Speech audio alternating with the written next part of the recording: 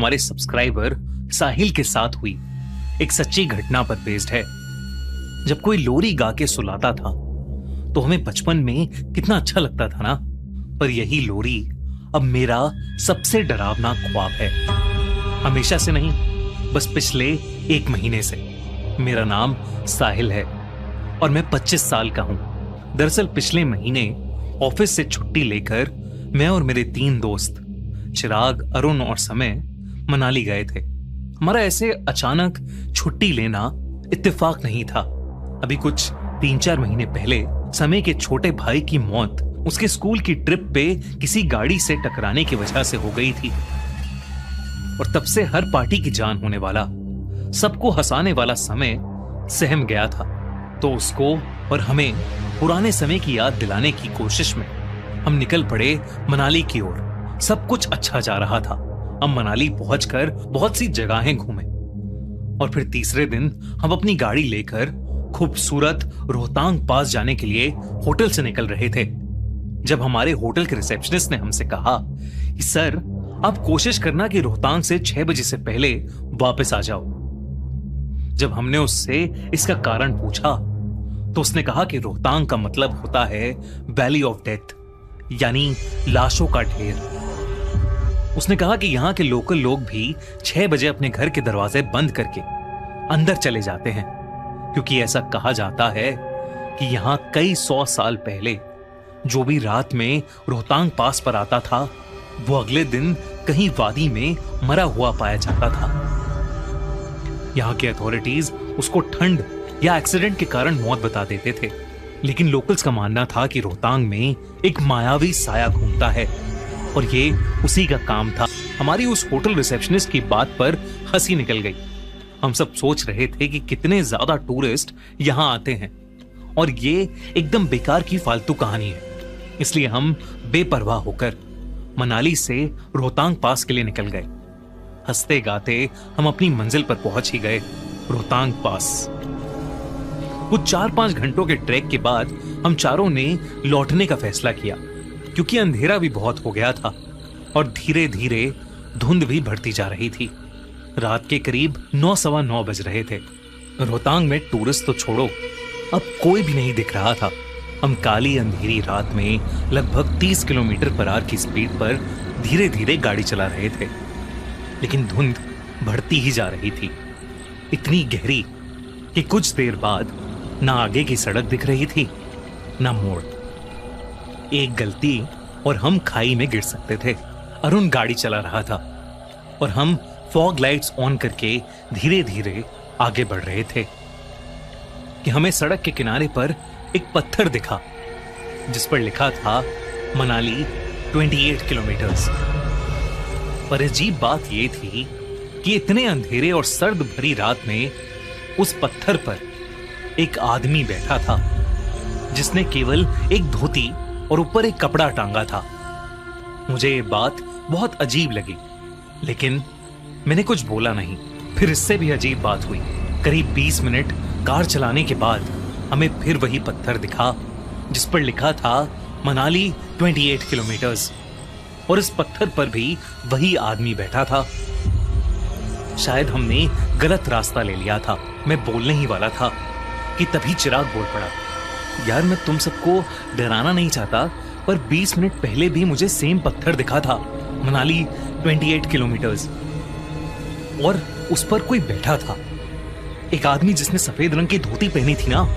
मैंने उसे टोकते हुए कहा, पर उसने कहा नहीं, मुझे तो एक छोटी बच्ची दिखी थी, उसके हाथ में एक खिलौना भी था। और अरुण ने तो कुछ और ही बोला, तुम सब कैसी बातें कर रहे हो, मुझे पिछले 2 पत्थरों के पास एक घोड़ा खड़ा दिखा, काला घोड़ा जो बस हमारी गाड़ी गुजरते हुए देख रहा था। हम सबने अपनी नजर अब समय की ओर घुमाई, जैसे उससे पूछना चाहते हो कि उसे क्या दिखाई पड़ा, लेकिन वो एकदम से अजीब सा हो गया था। वो यही दोहराता रहा कि किसी को हमारी जरूरत है और अगर कोई मदद मांगे तो हमें रुकना चाहिए। हम सब थोड़े घबरा गए, मगर किसी ने कुछ कहा नहीं। अरुण ने कहा कि शायद हम गलत रास्ते पर चले गए थे और अब वो और ध्यान से गाड़ी चलाएगा। लेकिन कुछ देर बाद फिर से वो पत्थर आया, मनाली 28 किलोमीटर्स। ये तीसरी बार था कि पत्थर हमारे सामने आया, मगर इस बार मुझे उस पर कोई नहीं दिखा। इनफैक्ट किसी को भी इस बार उस पत्थर के आसपास कोई नहीं दिखा। रात के 11 बजने को आए थे। हम एक ऐसी माया में फंस गए थे जिससे हम बाहर नहीं निकल पा रहे थे। और अब हमें उस होटल के रिसेप्शनिस्ट की बात याद आ रही थी। तभी अरुण ने गाड़ी चलाते चलाते बोला, सुनो दोस्तों, बाहर मत देखना, पर कोई हमारे साथ साथ चल रहा है, बस सामने देखते रहो।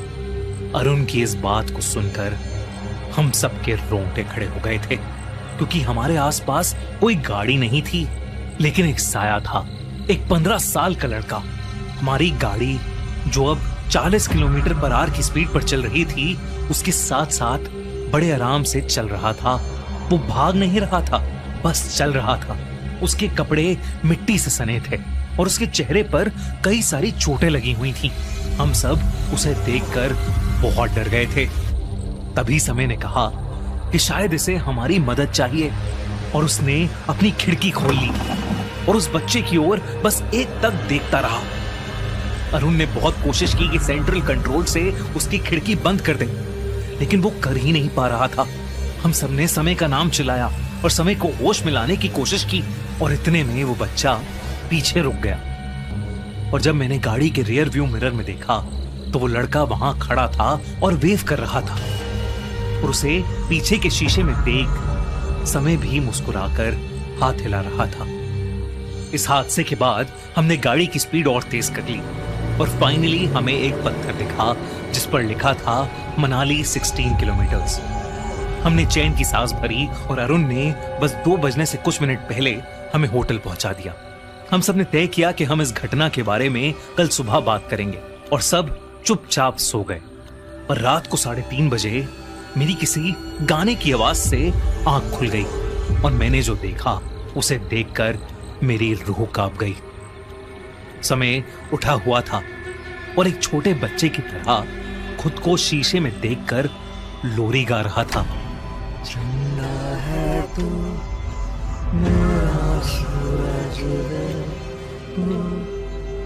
तू मेरे आँखों का तारा है तू, जिंदा है तू। मैंने अरुण और चिराग को उठाया।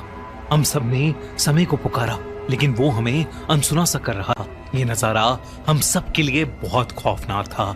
शीशे में समय का चेहरा बेहद डरावना लग रहा था। लाल आंखें, गले पर कुछ निशान।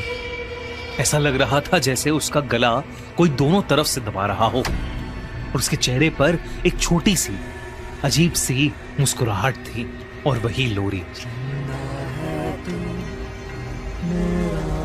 किसी के अंदर समय के पास जाकर उसे छूने की हिम्मत नहीं हो रही थी। हम सब घबराते हुए धीरे धीरे कमरे से बाहर जाने लगे। हम जैसे ही निकलने लगे, उसने एक बच्चे की तरह मासूम हंसी हंसते हुए कहा, अगर मैं रात को तुम्हारी खिड़की पर दस्तक दूं तो तुम खिड़की खोल के मेरी मदद करोगे ना? और ये कहते ही वो एकदम से बेहोश हो गया। हम तीनों को यह यकीन सा हो गया था कि शायद समय पर कोई बुरा साया आ गया है। सुबह होते ही हम उसे होटल वाले की बात मानकर वहीं के एक पंडित के पास लेकर गए। उस पंडित ने उसे देखते ही बता दिया कि समय के किसी अपने की हाल ही में मौत हुई है, और उसकी आत्मा का ढोंग करके किसी बुरे साए ने समय को अपने वश में कर लिया है। पहले उस पंडित ने उसकी नजर उतारी, और फिर झाड़ फूक की, और फिर एक पूजा की, जिसके बाद समय को बहुत सारी उल्टियां हुई, और उस उल्टी में समय के अंदर से कुछ अजीब सा काला गाढ़ा लिक्विड निकला। आज समय पूरी तरह से नॉर्मल है, लेकिन मुझे हर रात उसकी लोरी के सपने आते हैं। दोस्तों, कैसी लगी आपको ये कहानी? आप भी हमें अपनी स्टोरीज भेज सकते हैं हमारे इंस्टाग्राम पेज पर हमें मैसेज करके। इंस्टाग्राम पेज की लिंक डिस्क्रिप्शन में। आज साइट पर मेरा आखिरी दिन था। मेरा काम सिर्फ उन अजीब शब्दों की तस्वीरें लेना। मैं प्राचीन पाली पैशाची की कई किताबें लेकर उस गुंबद के पास आ गया था। के अंदर एलोरा जितना ही भव्य कोई प्राचीन मंदिर वाकई दबा हुआ। अगर आपको ये वीडियो अच्छी लगी तो हमारा चैनल खूनी मंडे सब्सक्राइब करना बिल्कुल मत भूलना।